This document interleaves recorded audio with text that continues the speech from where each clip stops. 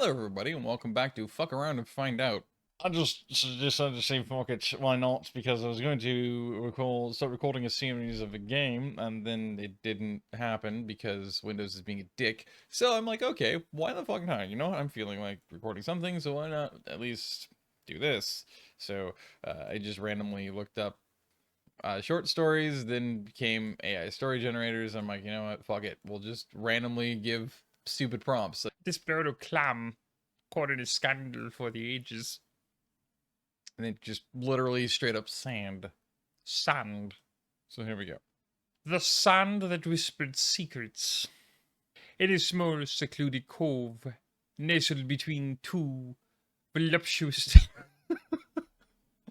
I couldn't even hold that one together. Nestled between two very voluptuous towering cliffs, there was a stretch of sand that whispered secrets to anyone who dared listen. The grains were like any other, shimmering in hues, gold and amber, when the sun hit them just right, as if they held the weight of centuries-old tales within their tiny granules. I remember when I was a young granule, swept away by the winds of time. Anyway, one day, a young girl named Moon, stumbled upon this enchanted beach while searching for shells along the tide line. She had heard whispers before. Her grandmother used to tell her stories of magic hidden in everyday things, but never like these. As she walked along the shore, the sand seemed to hum beneath her feet, scaring fragments of forgotten lore and ancient history. Moon returned daily, eager to learn more from the whispering sand. She discovered that the grains told stories of long-lost civilizations, hubba hubba, mythical creatures, oh, moist, and treasures buried deep within the earth. Oh, it's hot in here. Whew. Each time she listened, she got hornier. No. The sounds revealed no secrets, is what I meant to say, drawing her into a world beyond her wildest dreams. As the days passed, Luna grew curious about the source of these whispers. She followed the sound to a large stone at the center of the cove, where the sound seemed to emanate from. That didn't make any sense, but we'll pretend it does. Just put the mat over that. Let's pretend that never happened. Carved into its surface was a message, barely visible under the layers of moss and seaweed. Listen closely, little one, for the secrets of ages lie within my cloaca. My sand cloaca. With each passing visit, Moon uncovered more of the stone's mysteries. Now it's turned into a stone. It achieved the ability to age backward. See, because it once was a stone, which once was one of those bluffs, which once was one of those cliffs on the coastline. But see, it eventually broke down to a single grain of sand. But see, now it's proven that it's all of a sudden a stone, which means that within a few days it's managed to return back to being halfway back to its original state before it became a grain of sand. I told you there's something very omniscient about sand alongside clams. She learned that it was once a sacred altar, built by an ancient people who believed in sand and held the power of sand inside of their loins, who they also believed that gave them the power to be able to communicate with the spirits of the land and the sea. It's true.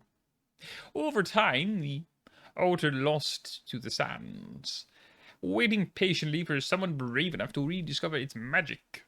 Luna felt a deep connection to the whispering sand and the secrets they shared. She spent her summer exploring the cave, piecing together the history of the area and unraveling the mysteries of the altar.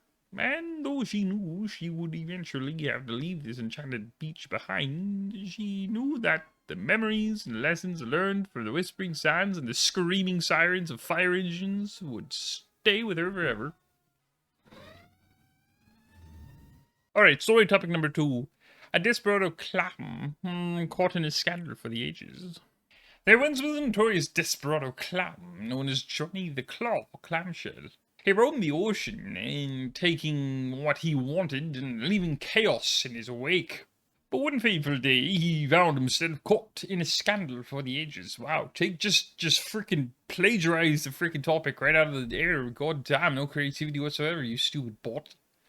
It all started when Jonathan and his gang of Clam cronies attempted to rob a pearl shop belonging to the notorious Shark Mafia. The news of Johnny's downfall reached the sophossae of the world, and soon everyone was talking about the notorious Desperado Clam. Newspapers and tabloids ran front-page stories about the scandal, and Jonathan's face was plastered all over wanted posters. He was also just plain plastered. He was an alcoholic and a drunkard at best. However, even in the midst of the scandal and infamy, Jonathan refused to go down without a fight. He cleverly managed to evade capture for months, slipping through the grasp of law enforcement at every turn. He became a symbol of rebellion and defiance, inspiring other clams to rise up to the oppressive forces of the underworld world. In the end, Jonathan the Clamshell's scandalous downfall became the stuff of legend, and his name echoed through the ages as a symbol of rebellion and defiance against the powers that be. Though he may have been caught in the scandal for the ages, Jonathan's legacy lived on, inspiring others to stand up and fight for what they believed in. That was absolute shit. Good job, you suck. Toothpick Haggis. This is Toothpick.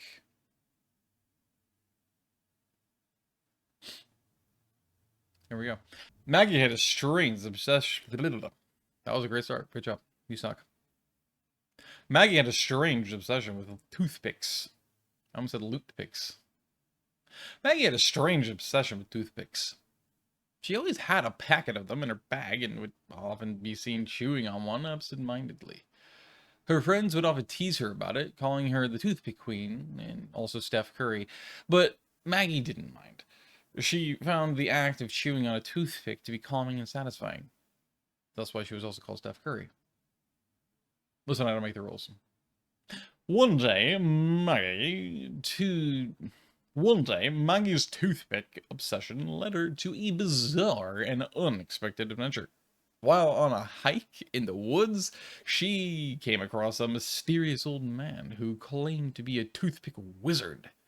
He told her that he had been searching for someone for so long. Oh, geez, sorry. I forgot we're not letting foreigners in the country at the moment.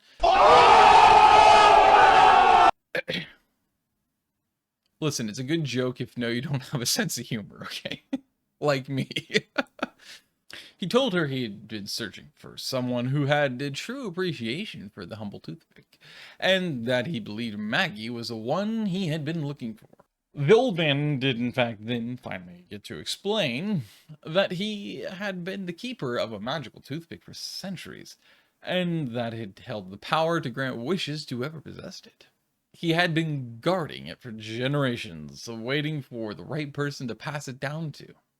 And now, that person was Maggie. At first, Maggie was skeptical at best. But as the old man demonstrated the toothpick's powers by granting her a small wish, it was a midget wish, she began to believe. And then she became a Jehovah's Witness. She took the magical toothpick and was filled with a sense of purpose, excitement, and extreme horniness. With its power at her fingertips, she knew she could be a wizard, Harry. A wizard. That she could make a difference to the world. That too, but that's less important. She could be a fucking wizard, Harry. She could be like one of the most lethally profitable IPs of all time. Do you know what this means? She's kind of a big deal. Okay. As she continued on her hike, Maggie used the toothpick to grant small acts of kindness to those she encountered. She helped a lost bird find its way home, and she even healed a wilting flower with a single touch. Word of her magical toothpick spread, and soon people from all over the world were seeking her out to ask for her help. Maggie found herself on a grand adventure, using the power of the toothpick to bring joy and wonder to everyone she met. She became known as the Toothpick Queen. Such a queen! Oh my god. Yes, queen! Not because of her odd habit, or the fact she was definitely lacking in her Zyprexa intake for the last 5 months, but because of the incredible feat she achieved with the magical toothpick. And from that day on, Maggie never left home without her trusty pack of toothpicks. For she knew that even the smallest, most unassuming things could hold great and wonderful power. This is basically just like ghetto, hood, fucking slum, fucking Harry Potter. That's basically what the premise of this is. She's a wizard, Harry. She's a wizard, Gary. She's a wizard. Except instead of an actual wand, she has a fucking toothpick. That's actually funny. Haggis. Oh, you ad-libbed, you motherfucker. You're supposed to write something about haggis. Put you in a freaking sack of lamb intestine, you asshole. Haggis and the magic pudding. In the small village of Glengarry, nestled in the rolling hills of Skyland, land of Skye, there lived a wee haggis named Hamish. Hamish was a curious and adventurous little creature, always eager to explore the world beyond his home hills. One day, while out on a ramble across the dales, he stumbled upon a mysterious object lying in the heather. A magic pudding! Now, this was no ordinary magic pudding.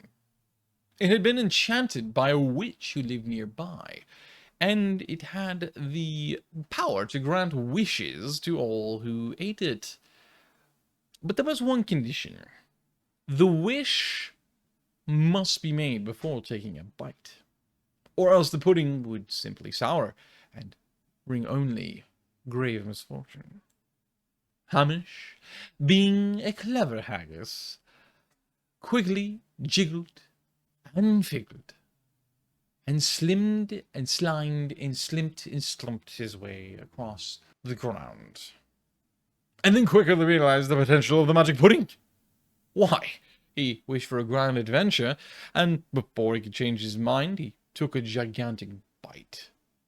Suddenly he felt himself lifted off the ground and whisked away off to a far-off land. He found himself in the midst of a great forest, surrounded by towering trees and strange creatures. A wise owl perched upon the branch above him, watching with keen eyes. "Who dares disturb the peace of the woods?" it squawked.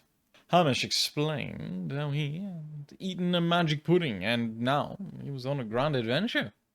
The owl chuckled and told Hamish that he was free to roam the forest as he pleased, but warned him to avoid the dark cave at the heart of the woods. "That is the lair of the fearsome Goblin King." Undeterred, Hamish set off into the depths of the forest. He encountered all manner of creatures. Mischievous sprites, playful fairies, Karens and Kevins, government employees and bureaucrats alike. Oh yes, and an internet troll or two. And more boring so, the normal grumpy trolls, of course, as well. But he never forgot the warning about the Goblin King. As the sun began to set, Hamish decided it was time to return home. He followed the path back through the forest, but just as he reached the edge, he heard a loud rumbling noise coming from within the cave. The Goblin King was stirring. Without hesitation, Hamish scurried inside the cave, determined to face whatever lay ahead.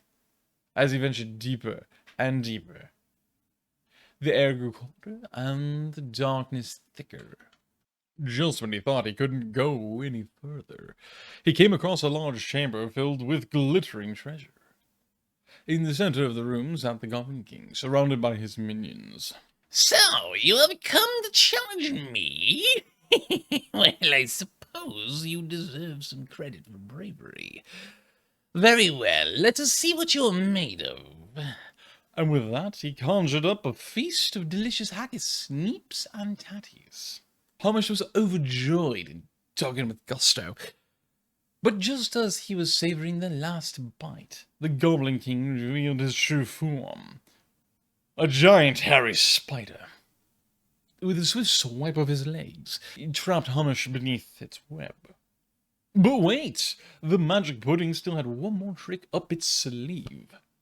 As Hamish closed his eyes, he ready to meet his fate, he suddenly felt himself being pulled backwards out of the cave. When he opened his eyes again, he found himself safe and sound back in his own home in the hills of Glengarry. And so Hamish learned that sometimes the greatest adventures can come from the unlikeliest sources, and that even the most unlikely of heroes can make a difference.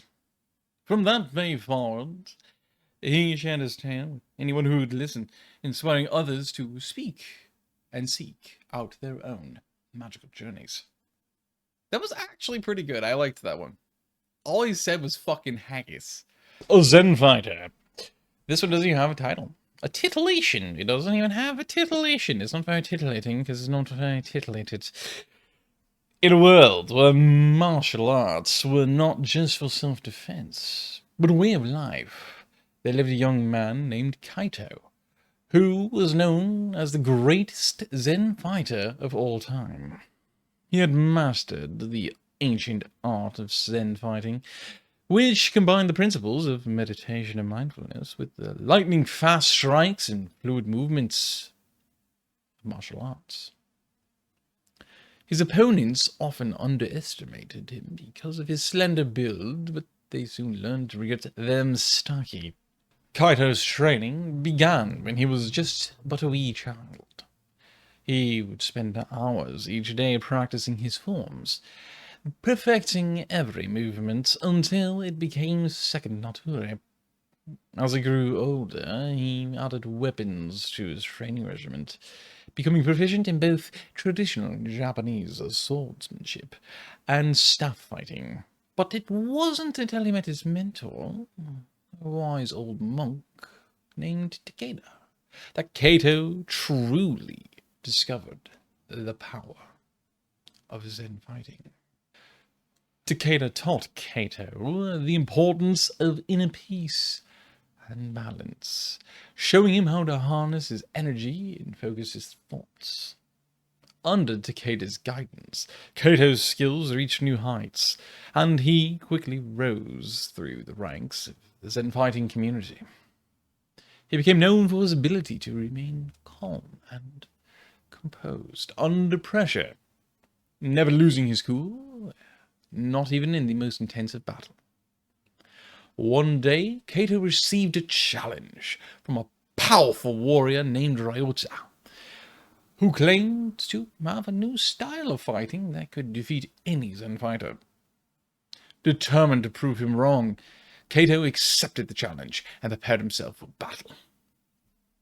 As the two fighters faced off in the center of the village, the air was filled with tension. Ryota sneered at Kaito, confident in his own abilities, while Kaito stood tall, his eyes fixed on his opponent. The crowd watched in silence as the fight began, each blow landing with a resounding thud. But despite Ryota's strength and skill, Kaito remained unfazed. Using his knowledge of Zen philosophy, he managed to anticipate his opponent's moves and countered them with ease. As the battle raged on, Ryota began to tire, his movements slowing as Kaito continued to flow like water. Finally, after what seemed like an eternity, Ryota fell to one knee, defeated. As the villagers cheered, Kaito approached Ryota and offered him a hand up. Your technique is strong, and I'm also not a nerd, but Geek. Okay, get it right. Fucking nerd. But your heart is not at peace.